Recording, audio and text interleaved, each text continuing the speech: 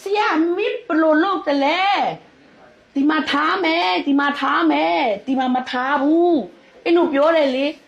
ဟုတ်တယ်လေကိုစိုက်လုံးကျွန်တော်အခုရိတ်ပေးတာလဲဒီမှာထားပေးတယ်ဒီမှာထားပေးတယ် Papa, sebenarnya ama pesan beliau ni malenya malu. စီသွားညက်မလို့လားကြောက်ပိတ်တုံနော်ညက်ရမှာပေါ့အေးအဖွားပြောပြမယ်နော်အသားစပင်သွားညက်ရင်ကောင်းကောင်းတေးတေးချာချာပြောခဲ့နော်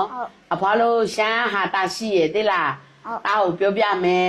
ဟိုတောင်ပေါ်မှာပေါ့နော်အဲ့တရွာလုံးမှာစပင်ညက်ဆိုင်ကအဲ့ဒီပမာစန္ဒဆိုပြီးတော့စန္ဒတစ်ဆိုင်ပဲရှိရလေနော်ရှိတဲ့ခါကျအဲ့ကျိုင်းလုံးကြီးကတော့ထဲကပြန်ရောက်လာတော့မောမောပပနဲ့ဆိုတော့ညက်မဲငါညက်ပြီးမှရေချိုးမဲပေါ့သူရှမ်းလို့ပြောခဲ့တယ်ပေါ့သူအိမ်ကိုပေါ့နော်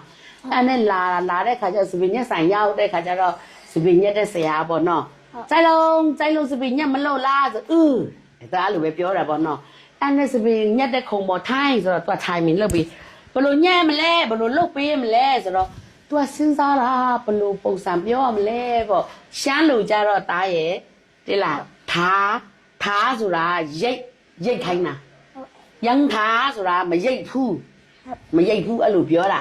အဲ့ခါကျတော့သူကအဲ့ကလေးကိုအဲ့စကားနဲ့ပြောလိုက်မယ်ပေါ့အကိုကြီးထားဒီမှာထားမယ်နော်ဒီမှာမထားဘူး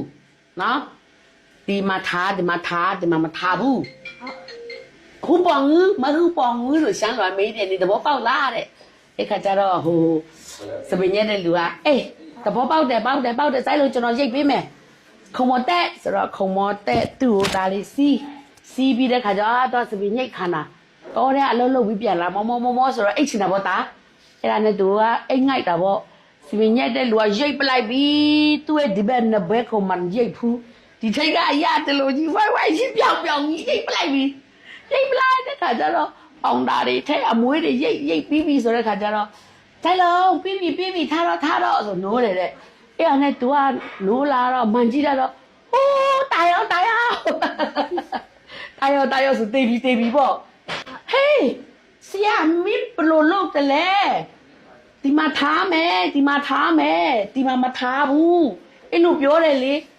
ဟုတ်တယ်လေကိုစိုက်လုံးကျွန်တော်အခုရိတ်ပေးတာလဲဒီမှာထားပေးတယ်ဒီမှာမထားဘူးလေတဲ့ဟာမသားအဲ့လိုမျိုးမဟုတ်ဘူးမထားဆိုတာမရိတ်တာကိုပြောတာဒီမှာမရိတ်ဘူးဒီဘေးနှစ်ဖက်ကိုရိတ်မယ်အဲ့လိုပြောတာသိလား